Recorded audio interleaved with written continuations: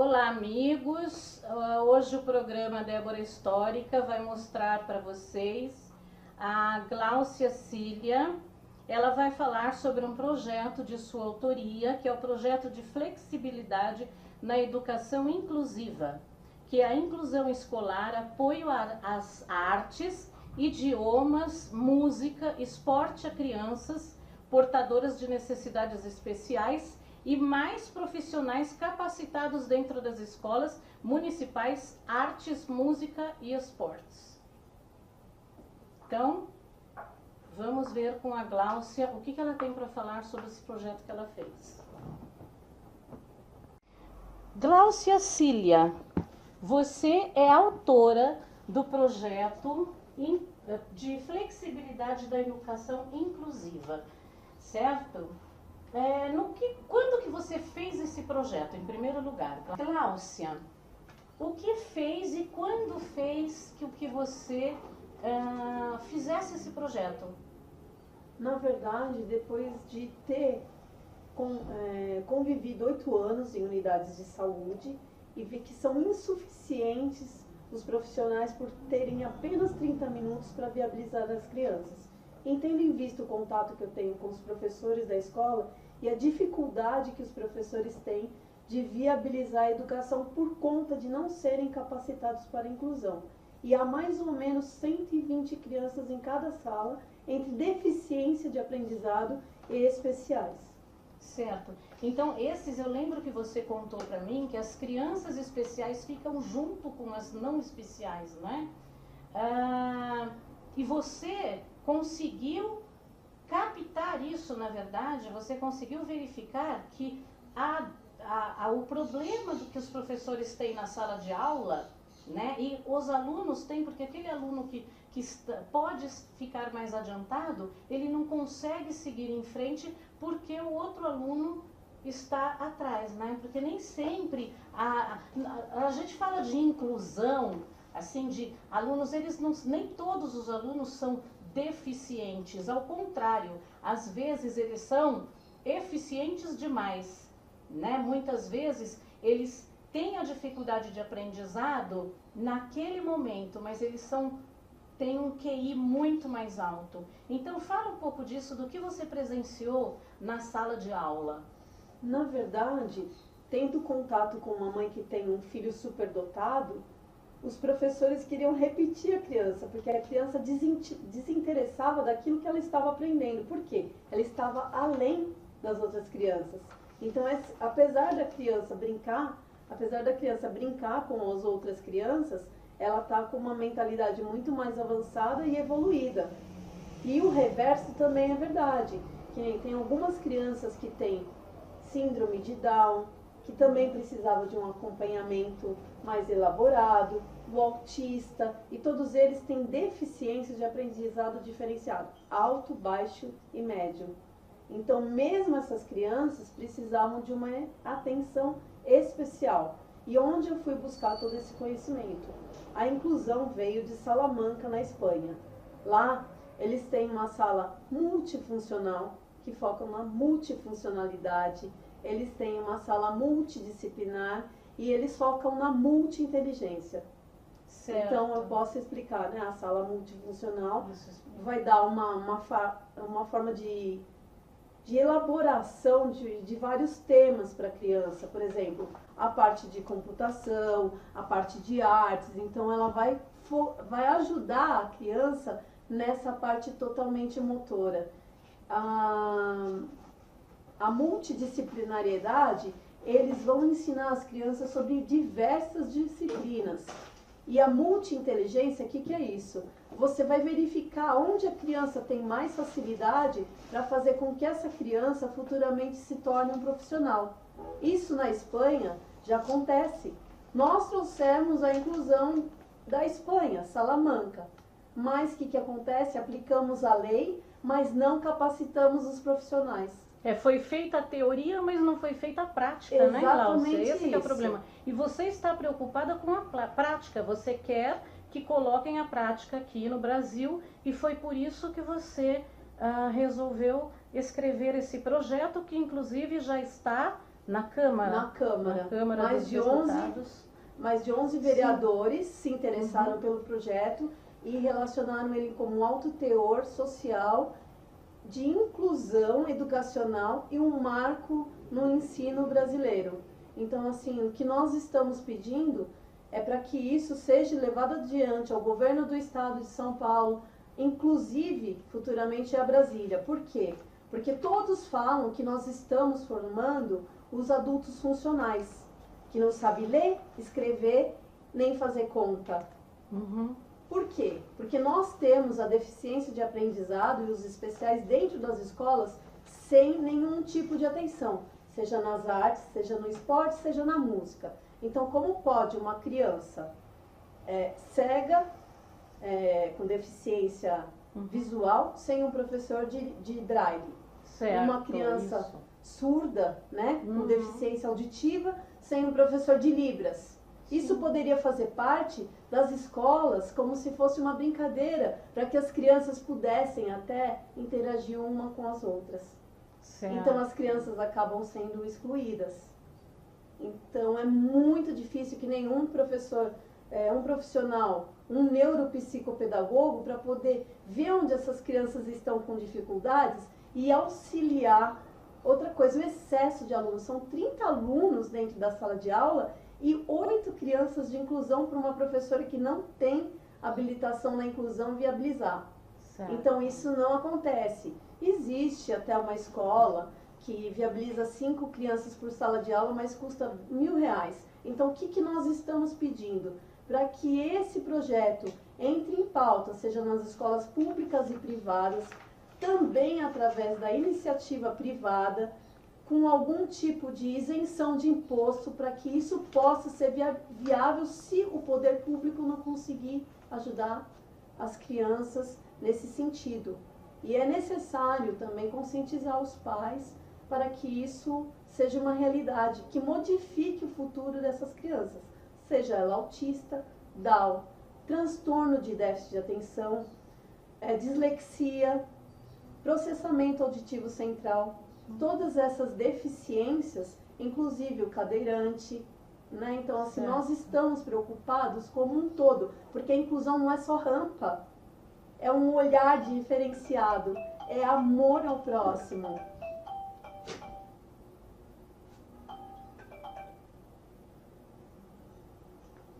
Sim, e que mais? Então, Cláudia, assim, você acha então que os professores eles têm que ter uma especialização, porque eu sei que existe especialização para trabalhar com crianças assim, mas não tem a especialização para os professores que estão nas escolas públicas, né? Entra qualquer professor. Mas o custo é alto. Sim, então, não, mas o governo, que você está falando é que o governo tem que investir nisso. Os professores que vão dar aula para as escolas públicas onde tem a inclusão, em primeiro lugar, colocar salas separadas, né? É necessário. É necessário. Em segundo lugar, professores capacitados para fazer esta... O que a gente está pedindo é profissionais de apoio dentro da escola, que nem um neuropsicólogo, um fonoaudiólogo, um psicopedagogo, um professor de Libras, um professor de Braille. Então, esses profissionais dentro das escolas, usando exatamente as estruturas que as escolas têm, poderiam viabilizar o ensino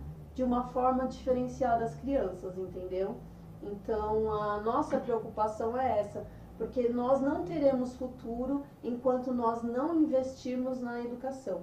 Todos os países que prosperaram, inclusive a Finlândia, investiram na educação. E o nosso país está deixando de lado a educação, porque o brasileiro não consegue falar nenhum português, deveria ser inserido nas escolas idiomas como inglês e espanhol, mas tudo isso dentro da inclusão, seja nas artes, um profissional diferenciado, na música e nos esportes. Porque o que acontece? A criança que tem a deficiência de aprendizado, muitas vezes ela é excluída, ela é maltratada e ela está sempre só. Então, assim, é isso que a gente precisa trazer, esse olhar, essa nova forma de você ver o ser humano como ele realmente é. É, porque na inclusão não é só incluir a criança lá fisicamente, né? e se incluir socialmente. Isso daí não é uma inclusão social, como as pessoas dizem. Né? Coloca a criança lá, cadeirante, mas ela não se socializa realmente, porque ela vai ter essa dificuldade de se relacionar com outros alunos, não é isso? Sim, e eu gostaria de postar mais uma coisa, que o Brasil é o segundo país que mais ministra uma droga chamada Ritalina. Ela foi criada na Segunda Guerra Mundial para conter as crianças, né? Certo. E ela tem anfetamina e ela causa doping no esporte. Certo. Então é muito complicado gerenciar essa droga, talvez meios alternativos como artes marciais, inseridos na escola, como que fala? Uma forma diferenciada de você conseguir apaziguar a criança que tem algum tipo de transtorno, que nem o transtorno de déficit de atenção, que a criança dispersa muito rápido, o transtorno opositor desafiador, né, que a criança... todo tipo de ordem colocado a ela vai contra, né? Por isso que se chama opositor, ela desafia as regras como um todo. Então, assim, é muito complexo, diferenciado, para que você possa viabilizar esses alunos, que nem a dislexia, que a gente fala, é a criança que ela tem muita inteligência, só que ela tem uma dificuldade de colocar as palavras no papel, porque ela pensa muito rápido. Os grandes gênios, né, que nem Albert Einstein, Tom Cruise, Walt Disney, foram disléxicos. O Messi, jogador de futebol, é espectro autista. Michael Phelps tem transtorno de déficit de atenção. Então está na hora, né, de essas pessoas olharem as crianças com deficiência de aprendizado, que às vezes vocês podem ter e terão os grandes gênios do futuro, mas precisa viabilizar elas de uma forma especial.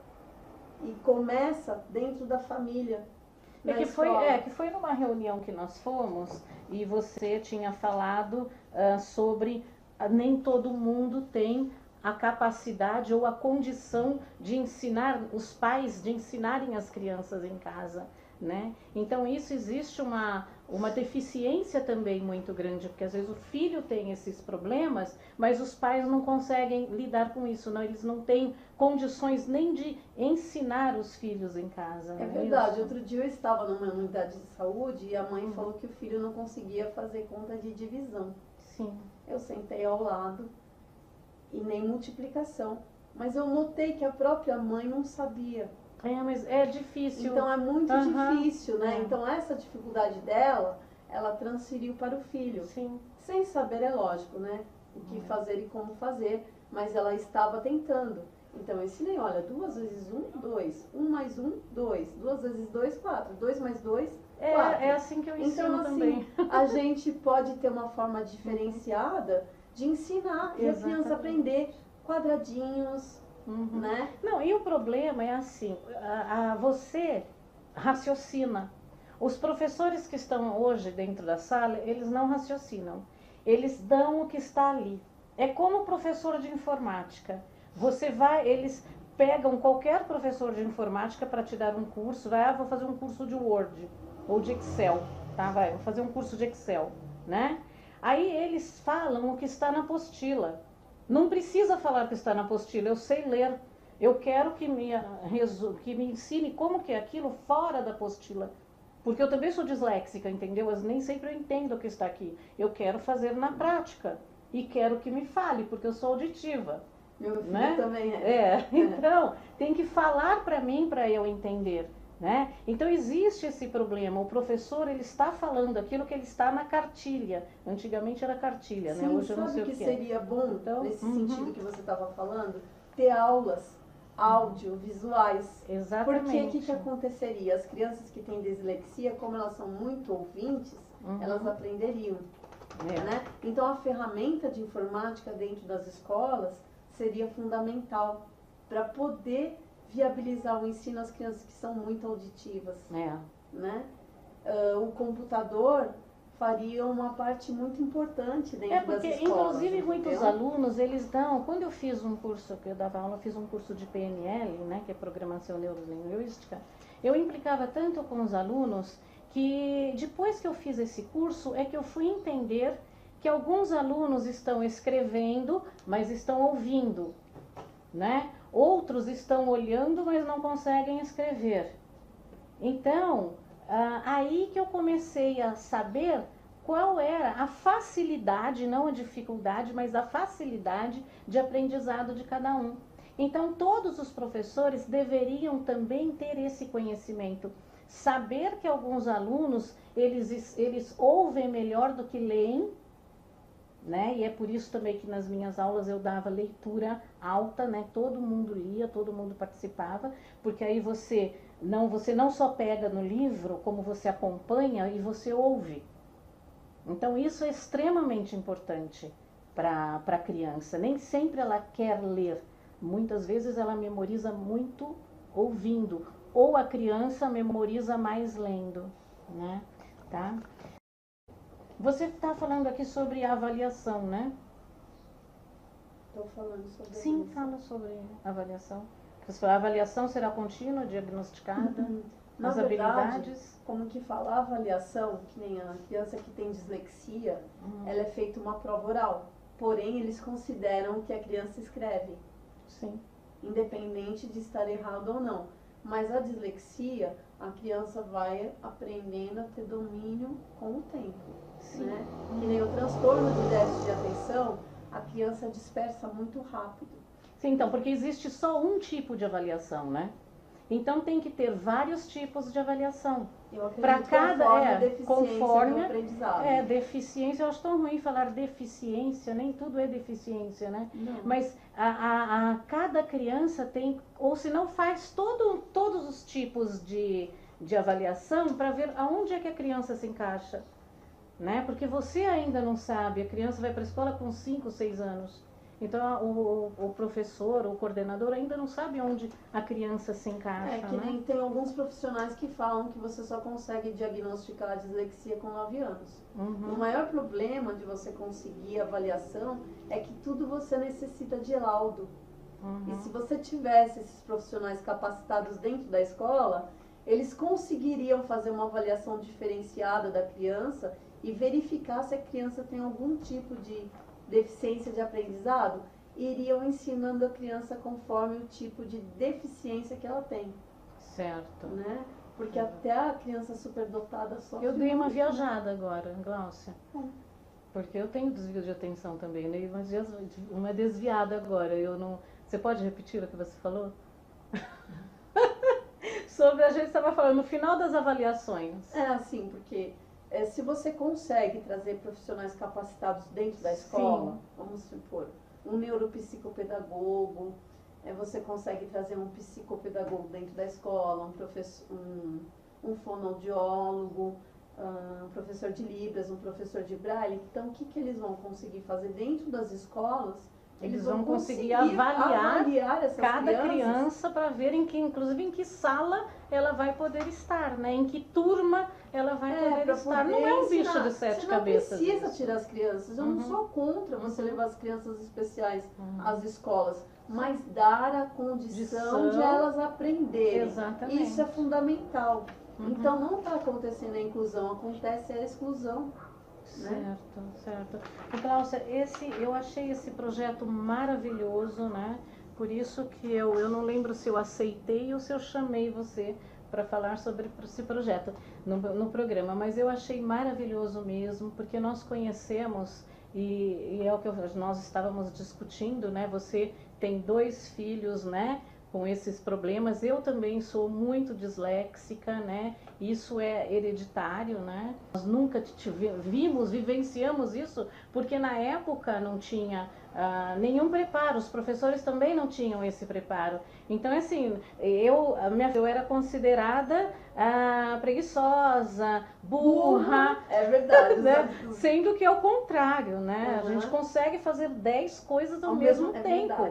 E muita gente que dizem que é inteligente não consegue fazer o que a gente consegue fazer. Então, assim, é de extrema importância esse projeto. Eu torço para que vá para frente.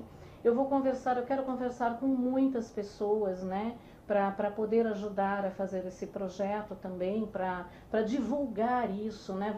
De repente a gente faz até uma votação, eu não sei como que nós podemos fazer. A gente pode criar, na verdade, comissões públicas, né? Isso, pra gente chamar ótimo, em lei perfeito, e tal, entendeu? Perfeito. Tudo isso, então assim, a ideia da flexibilidade, porque a educação ela não pode ser unificada. Como você vai ter uma educação unificada com crianças especiais e com deficiência de aprendizado dentro da escola normal? Exatamente. Então, assim, você tem que flexibilizar ela para que ela atenda às necessidades especiais das crianças.